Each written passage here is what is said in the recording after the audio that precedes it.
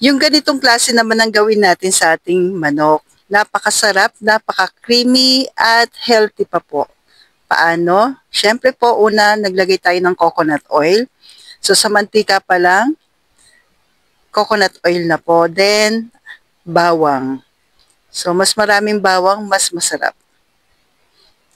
So, madalas nga, di ba po, ano ba dapat mauna? Sibuyas o bawang? Okay lang naman. Pero pag adobo, inuuna ko talaga yung bawang.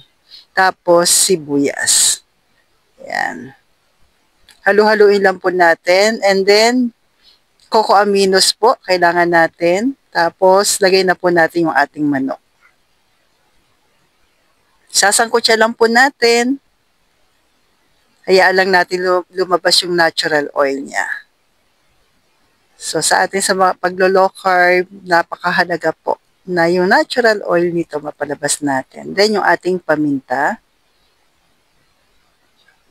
Tapos, lagay tayo ng ating asin. Pampalasa po. Pero, haluin muna natin. So, dahil si Coco Aminos, lagi ko sinasabi, hindi naman siya maalat. Medyo manamis-namis na may konting alat. Pero, maglalagay pa rin po tayo ng asin. Himalayan salt po yung nilagay ko po na rock salt. Yan, meron po niyan. Minsan yan na yung baon ko, kinikandy ko po. Pagka ano po, di pa sa atin sa low carb electrolytes. Pwede na rin yun. Tapos laurel, yung rock salt na Himalayan salt, ginagawa kong candy. So, lalo pag nasa labas. Kasi sa atin, yung asin ay mahalaga. Yan. So, sasangkutsa lang po natin kapag ganyan na po na lumabas yung natural oil, chili flakes, pero optional lamang po. Pag ganitong bear na tumataas yung halaga ng chili, ganyan na po yung ginagawa ko po. Meron akong chili flakes from Grindahan. Yan. Then yung ating coco aminos. Panatag naman po ka na wala yung halo. Natural lang po at organic.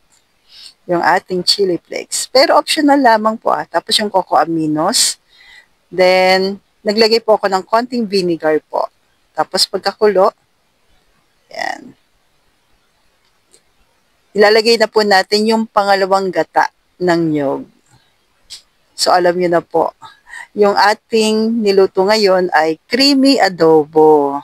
So, maiba naman. Kasi pag adobo, ang dami nating klase ng pagluluto. So, para maiba, nilagyan natin ngayon ng gata. So, yan po yung pangalawang gata ng nyog. Tatakpan lang natin, pakukuluan, para po mas maluto yung ating manok. Then, kapag ganyan na po, tsaka natin ilagay yung kakang gata o yung unang gata ng nyog. So, pakuluin lang po natin pero hindi na natin tatakpan. Hayaan lang natin magmantika at tikman na natin ang sarap ka low carbs. So, stay healthy, stay low carb.